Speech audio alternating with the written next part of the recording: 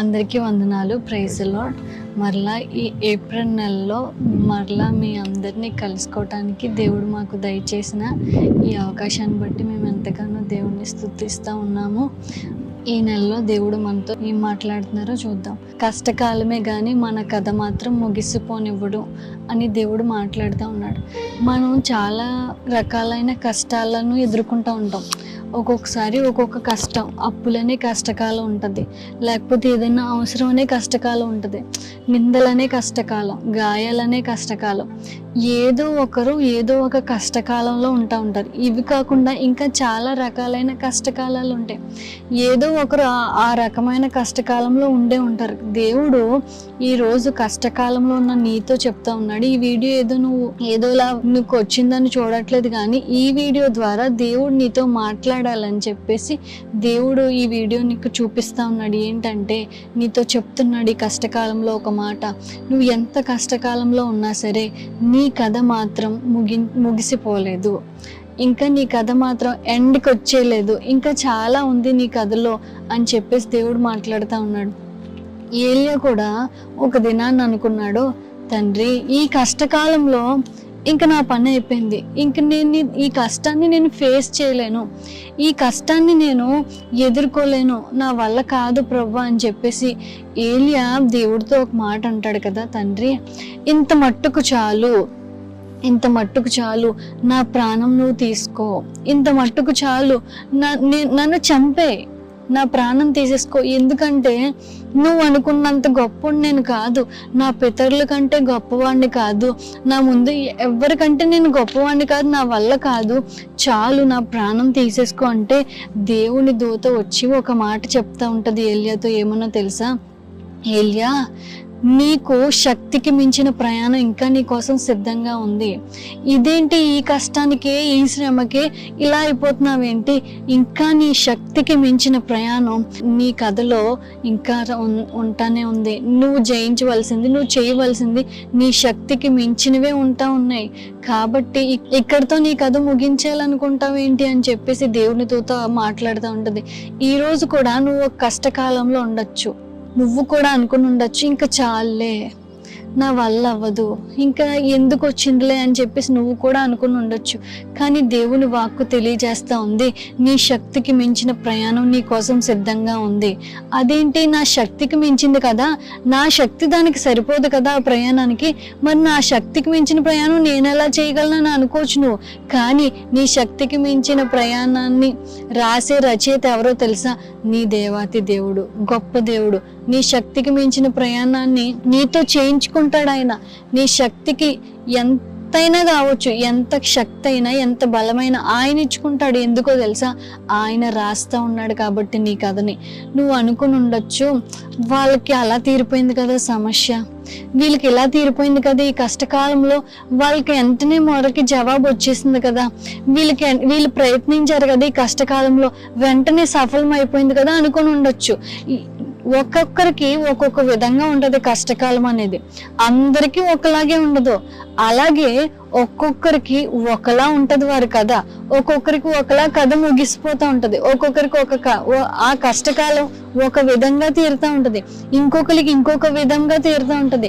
కానీ వాళ్ళలాగే నీకు జరగాలని అనుకోద్ది. ఎందుకో తెలుసా, వాళ్ళకంటే నీ కథను ఇంకా ప్రత్యేకంగా రాశాడు, వాళ్ళకి అది ప్రత్యేకంగా రాశాడు, నీకు ఇంకొక విధంగా తీర్చి నిన్ను ఆయన సాక్షిగా నిలబెట్టుకోవాలని చెప్పి నీ కథను కూడా ప్రత్యేకంగా రాశాడు.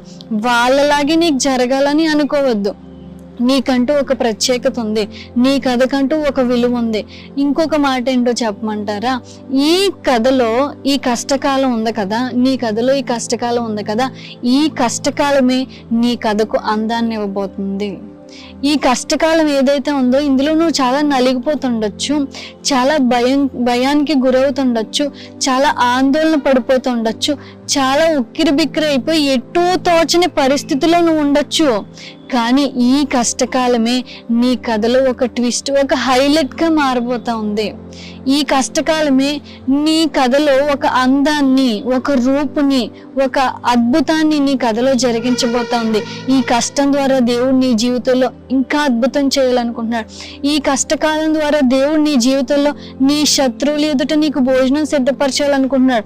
ఈ కష్టం ద్వారానే నీ శత్రువులు ఎదుట నీ తల ఎత్తాలనుకుంటున్నాడు. ఈ కష్టం ద్వారానే నీకు మంచి పేరుని ఇవ్వాలనుకుంటున్నాడు, నిన్ను మంచి స్థానంలో పెట్టాలనుకుంటున్నాడు. కాబట్టి ఈ కష్టాన్ని నువ్వు కష్టంగా తీసుకోవద్దు, ఇది పనిష్మెంట్గా తీసుకోవద్దు. ఇది నీ జీవితంలో నీ కథను అందంగా మలచడానికి ఇది ఒక ప్రాసెస్ మాత్రమే. ఆ ప్రాసెస్ని నువ్వు ఒక ఇష్టంగా దేవుడు నీ జీవితంలో ఇచ్చాడు కాబట్టి నువ్వు అది ఖచ్చితంగా యాక్సెప్ట్ చేస్తే నువ్వు ఈ కష్టాన్ని జయించడానికి కూడా ఆయనే శక్తిస్తాడు. ఎందుకంటే ఇది శక్తికి మించిన ప్రయాణమే. కాబట్టి ఈ శక్తికి మించిన ప్రయాణాన్ని రాస్తుంది దేవుడే కాబట్టి ఆ శక్తిని కూడా దేవుడే అనుగ్రహిస్తాడు. ఈ కష్టకాలంలో దేవుడే నీకు తోడుగా నీడుగా ఉండి నడిపిస్తానని దేవుడు తెలియజేస్తా ఉన్నాడు ఈ దినాన్న. ఈ కష్టకాలంలో కొన్నిసార్లు నీకు అనిపిస్తూ ఉంటది ఏంటంటే, ఏమీ జరగట్లేదేంటి, ఏమీ కదలలేదేంటి, నా పరిస్థితులు మారట్లేదేంటి అని అనిపిస్తూ ఉంటుంది. కానీ దేవుడు అంటున్నాడు తెలుసా, నీ కథలో నేను ఇంకా పని చేస్తానే ఉన్నాను. దేవుడు నీ ముందు పని చేయకపోవచ్చు, కానీ నీ బ్యాక్గ్రౌండ్లో ఎప్పుడు వర్క్ జరుగుతూనే ఉంటుంది, ఎప్పుడు ప్రాసెస్ అనేది కంటిన్యూ అవుతూనే ఉంటుంది. ఇంకొక విషయం చెప్పమంటారా, ఈ కష్టకాలంలో చాలా కన్నీరు వచ్చేస్తూ ఉంటుంది. కొన్నిసార్లు ఒంటరిగా ఏడుస్తూ ఉంటారు, కొన్నిసార్లు ఏడుపు ఆగదు, ఎక్కెక్కిబడి ఏడ్చేస్తా చాలా వేదన వచ్చేస్తూ ఉంటుంది. కానీ ఈ కష్టకాలంలో నువ్వు కార్చిన ప్రతి కన్నీరు చాలా విలువైందిగా దేవుడు చూస్తూ ఉన్నాడు. కార్చిన ప్రతి కన్నీటికి ఒక అందాన్ని తీసుకురాబోతున్నాడు, ఒక విలువనివ్వబోతున్నాడు. నీ కథలో ఈ కన్నీరు అంతటినీ కూడా ఒక మంచిగా విలువైన దానిగా చేయబోతా ఉన్నాడు. ఒక దినాన్ని నేను ఇంత కన్నీరు కార్చాను, ఆ కన్నీటికి ప్రతిఫలంగా దేవుడు నా జీవితంలో ఆ కష్టకాలాన్ని ఒక అద్భుతమైన కథగా దేవుడు మలిచాడని చెప్పి ఒక దినాన్ని నువ్వు సాక్ష్యం చెప్పుకోబోతున్నావు అని దేవుడు నీతో చెప్తా ఉన్నాడు. కష్టకాలమే, కానీ దేవుడు మన కథను ముగించట్లేదు. ఎలాగో బైబిల్లో నుంచి మనం ఏలియాని చూసాం, ఇంకొకటి చూద్దామా? రూతు గ్రంథం. మనందరికీ బైబిల్లో ఈ క్యారెక్టర్ గురించి తెలిసిందే. న్యాయాధిపతులు ఏలుతున్న దినాల్లో బెత్లెహేంలో కరువు కలిగింది. యూదా బెత్లెహేంలో కరువు కలగగా ఎలీమెలెకు కుటుంబం రొట్టెల గృహమైన బెత్లెహేమును విడిచిపెట్టి వారు మోయాబు దేశానికి వెళ్ళిపోదాం అనుకుని వారు కుటుంబ సమేతంగా మోయాబు వెళ్ళిపోయారు. కష్టకాలం వచ్చింది. ఆ కష్టకాలంలో దేవుని స్థలంలో వారు ఉండకుండా వారు బయట పరిస్థితులు బాగున్నాయి కదా అని చెప్పి ఆ స్థలానికి వెళ్ళిపోదాం అనుకున్నారు. ప్రియ దేవుని బిడ్డలారా, నేను మీకు ఇక్కడ ఒక మాట చెప్పనా, కష్టకాలంలో కష్టమైనా సరే మనము ఉండవలసినది దేవుని గృహంలో. కష్టాలు మనము గత నెల మన వాక్యం విన్నాం కదా, పరీక్ష, దేవుడు మనల్ని టెస్ట్ చేస్తాడు. ఇప్పుడు మనకు ఎదురవుతున్న కష్టాలన్నీ కూడా అవి మన జీవితాల్లో ఒక పరీక్షలు లాంటివి. ఆ పరీక్షా కాలంలో మనము దేవుని ఇల్లైన రొట్టెల గృహంలోనే ఉండాలి. కానీ రొట్టెలు కొదువచ్చినాయి అని చెప్పి శపితపు దేశమైన మోయాబు దేశానికి వెళ్ళిపోతే దేవుడు పరీక్షించి చూస్తాడు. కష్టకాలమే, కానీ మన కథ ముగియకుండా ఉండాలి అంటే దేవుని స్థలంలోనే ఉండాలి. సరే, ఈ కుటుంబం అంతా అక్కడికి వెళ్ళిపోయిన తర్వాత వెళ్ళిన కొన్నాళ్లకు ఎలీమెలెకు చచ్చిపోతాడు. అప్పుడన్నా నయోమి తన బిడ్డను తీసుకుని వెనక్కి వచ్చేయచ్చు కదా, అప్పటికీ రాలేదు. ఏం చేసిందంటే తన 2 కుమారులకి అక్కడున్న 2 ఆడబిడ్డలతో, మనకు తెలుసు కదా, రూతుతోనూ ఓర్ఫాతోనూ పెళ్లి కుదిర్చి పెళ్లి చేసేసారు. పెళ్ళైన 10 సంవత్సరాల కాలానికి 2 పురుషులు అంటే మహ్లోను కిల్యోను వీళ్ళిద్దరూ చచ్చిపోతారు. అక్కడ కష్టకాలం కదా అని చెప్పి ఇక్కడికి వచ్చేస్తే ఇక్కడ ఇంకా కష్టమైపోయింది. అక్కడ ఆహారమే దొరకని పరిస్థితి అయితే ఇక్కడ ఇంట్లో మగదిక్కే లేని పరిస్థితి అయిపోయింది. ఇప్పుడు ఈ ఇంట్లో మిగిలిపోయింది ఎవరో చెప్పనా? రూతు, ఓర్పా, అత్తగారైన నయోమి. అప్పుడు బుద్ధి వచ్చింది, అప్పుడు తెలిసి వచ్చింది, ఓకే నేను నా స్వదేశానికి వెళ్ళిపోతాను, నా ప్రాంత ప్రజల దగ్గరికి వెళ్ళిపోతాను అని చెప్పి నయోమి తన 2 కోడళ్ళని తీసుకుని ప్రయాణమై వెళ్ళిపోతా ఉంటే దారిలో గుర్తొచ్చింది, అమ్మా మీకు వయసు ఉన్నది కదా, మీరు నాతో పాటు వచ్చేస్తున్నారు, మీరు వెనక్కి వెళ్ళిపోతే మరలా మీ నాన్న మీకు ఏదో సంబంధం చేస్తారంటే ఓర్ప అత్తకి ముద్దు పెట్టేసి కన్నీరు కార్చి చాలా థ్యాంక్స్ అత్తయ్య అని చెప్పి వెళ్ళిపోతే రూత్ అంటది, అత్తయ్య నీ దేవుడే నా దేవుడు, నీ జనమే నా జనం, నువ్వు ఎక్కడుంటావో నేను అక్కడే ఉంటాను, నువ్వు ఎక్కడ చనిపోతావో నేను అక్కడే చనిపోతాను. కష్టకాలమే వెనక్కి వెళ్ళిపోతే జీవితం బాగా ఉంటది.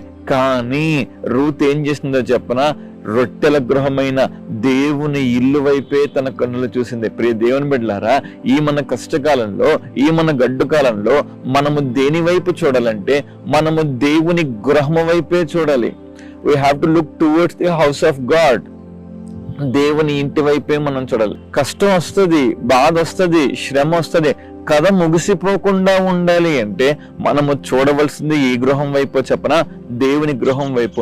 ప్రియ దేవుని బిడ్డలారా, ఈ నెల మేము మీకు ఒక వాగ్దానం కోసం ప్రార్థన చేస్తున్నప్పుడు దేవుడు మాకు ఒక వాగ్దానాన్ని చూపించాడు. ఆ వాగ్దానం నేను చదువుతున్నాను చూడండి.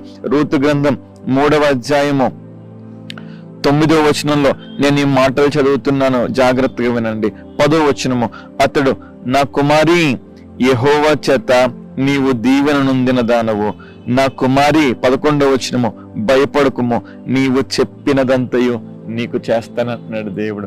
దేవుడు ఈ నెల మీకు ఇస్తున్న వాగ్దానం. కుమారి అంటే అక్కడ రూతమ్మకే కాదండి, ఈ మాటలు ఎంతమంది అయితే వింటున్నారో అంతమందితో దేవుడు మాట్లాడుతున్నాడు. ఈ మాటలు వింటున్న దేవుని ప్రజలారా, మీరు భయపడకండి, మీరు యెహోవా చేత దీవెన పొందుకుంటున్న ప్రజలు. ఆయన గృహం దగ్గరికి రండి, ఆ గృహం దగ్గరికి, రొట్టెల గృహం వైపు రండి, మీ మందిరంలోకి వెళ్ళండి, మీరు ప్రార్థన చేసుకోండి. నిశ్చయముగా కష్టకాలంలో నీ కుటుంబానికి సమృద్ధి పోషణతో నా దేవుడు నింపబోతున్నాడు. నా కుమారి భయపడకుము, నీవు చెప్పినదంతా నీకు చేస్తాను. ఈ కష్టకాలంలో మనం దేవుడిని కొన్ని అడుగుతున్నాం. ఈ కష్టకాలంలో మనం దేవా నాకు ఇది చేయి, నాకు అది చేయి, నాకు ఇలా చేయి అని అడుగుతున్నాం. ఈ కష్టకాలంలో యుద్ధాలు జరుగుతున్నాయి, గ్యాస్లు అయిపోయినాయి, పెట్రోల్ డీజిల్ కొరతలు వచ్చేస్తా ఉన్నాయి, గ్రాసరీస్ పైన రేట్లు పెరిగిపోతా ఉన్నాయి. అయినా దేవుడు మనకి సెలవిస్తున్న మాట, భయపడకండి. కాకులతో ఏలియాని పోషించిన రీతిగా, వెధవరాలితో తన దైవజనుడిని పోషించుకున్న రీతిగా ఈ కష్టకాలంలో దేవుడు మనల్ని, మన బిడ్డల్ని, మన కుటుంబాలని, మన తరాన్ని ఆయన పోషించబోతున్నాడు. ఆయన తన కౌగిట్లో మనల్ని దాచుకోబోతున్నాడు. ఆయన తన రెక్కల క్రింద సుఖ నివాసాన్ని మనకు కల్పించబోతున్నాడు. రొట్టెల గృహాన్ని విడిచిపెట్టద్దు, దేవుని మందిరాన్ని విడిచిపెట్టదు, దేవుని మందిరం నుంచి దూరం అవ్వద్దు. దేవుని మందిరానికి సమీపంగా ఉంటే భయపడకండి, మీరు కోరుకున్నదంతా మీకు జరుగుతుంది. ఈ నెల, ఏప్రిల్ నెల వచ్చేస్తుంది. ఎలా ప్రభువా అని చెప్పి మీరు చాలా భయపడుతూ ఉండుండొచ్చు, ఎలా ప్రభువా అని చెప్పి మీరు చాలా దిగులు చెందుతూ ఉండొచ్చు. ఏమండి, మేము ఈ వాక్యాన్ని ముందు రోజు రికార్డ్ చేస్తున్నామండి. ఇదిగో ఈ రోజు డేట్ మార్చి 31, సమయం వచ్చేసేపాటికి 6:30 కాబోతుంది. మేము ఈ సమయంలో అంటే ముందు ఏదో వాక్యం రికార్డ్ చేసేసి ఈ నెల పెట్టేద్దాం అన్న దృక్పథం కాదండి. దేవుడు చెప్పిన మాట, తన బిడ్డలకి ఇవ్వాలనుకున్న మాట ముందు క్షణం మేము రికార్డ్ చేసి మీకు పంపిస్తా ఉన్నాం. ఈ నెల నేను మీతో చెప్తున్నాను, యెహోవా మందసము 3 నెలలు గిత్తీయుడగు ఓబేదెదోము ఇంట్లో ఉంటే దేవుడు అతని ఇంటి వారందరినీ ఆశీర్వదించాడు. ఈ సంవత్సరంలో ఇది 3వ నెల. ఇప్పుడు మనం 4వ నెలలోకి అడుగు పెట్టాం. 3 నెలలు పూర్తయి 4వ నెలలోకి అడుగు పెట్టాం. దేవుడు ఓబేదెదోము కుటుంబాన్ని ఎలాగైతే ఆశీర్వదించాడో, రూతుని, నయోమిని ఎలాగైతే ఆశీర్వదించాడో, నిశ్చయముగా ఈ 4వ నెల దేవుడు మనల్ని, మన కుటుంబాన్ని ఆయన విడిచిపెట్టకుండా తన రెక్కల చోటన కాపాడబోతున్నాడు. భయపడకు, మీరందరూ దీవెన పొందుకునే నెలగా ఈ నెల మారబోతుంది. ఎప్పుడు దీవెన పొందుకుంటాం? దేవుని గృహాన్ని విడిచిపెట్టకుండా, సహవాసాన్ని విడిచిపెట్టకుండా ఉన్నప్పుడు. కళ్ళు మూసుకుందామా, ప్రార్థన చేసుకుందాం. ప్రేమ నమ్మకం గల మా పరిశుద్ధ తండ్రి, మీకు స్తోత్రాలు. ఈ 4వ నెల నీ వాగ్దాన సందేశంతో మమ్మల్ని బలపరుస్తున్న నీకు వందనాలు. నా కుమారి భయపడకు, నీవు దీవెన నొందిన దానం. నా కుమారి భయపడకు, నువ్వు కోరుకున్నదంతా నేను చేస్తాను ప్రభా. ఈ నెల ప్రభా మాకు ఎన్నో భయాలు ఉన్నాయి, ఎన్నో కష్టాలు ఉన్నాయి, కానీ మా ధైర్యం, మా దిక్కు నువ్వు మాకు తోడుగా ఉన్నావు ప్రభా. ఎంత గడ్డు పరిస్థితి అన్నా రావచ్చు, ఎంత కరువన్నా సంభవించవచ్చు, కానీ కరువులో పోషించే దేవుడు మా దేవుడు, కరువులో ఆశ్రయమైన దేవుడు మా దేవుడు అనే నమ్మకం మాకుంది ప్రభా. ఈ మాటలో నీ బిడ్డలకు తెలియచేయడానికి ప్రభా మేము ఈ దినాన్న ప్రార్థనాపూర్వకంగా సిద్ధపడ్డాం. నీవు తెలియజేసిన ప్రతి మాట వాళ్ళకి మేము తెలియజేసాం. నిశ్చయంగా ఈ మాట వింటున్న ప్రతి ఒక్కరికి ఈ నెల దీవెనకరంగా మీరు మార్చండి, ఏ భయం లేకుండా నడిపించమని యేసు నామమున అడిగి వేడుకుని ఈ నెల మీకు అప్పగిస్తున్నాం మా పరమ తండ్రి, ఆమేన్. ఈ వాక్యం, ఈ సందేశం మీకు ఆశీర్వాదకరంగా ఉంటే వేరే ఒకరికి ఆశీర్వాదకరంగా ఉండడానికి ఇది మీరు వారికి షేర్ చేయండి. వాళ్ళను కూడా ఈ ఆశీర్వాదంలో పాలిభాగస్తులను చేయండి. తిరిగి మరలా మే నెలలో కలుసుకుందాం. అంతవరకు దేవుని మహాకృప మీకు మీ కుటుంబానికి తోడైండుగాక. ఆమెన్. అందరికీ వందనాలండి. Praise the Lord. God be with you. God bless you.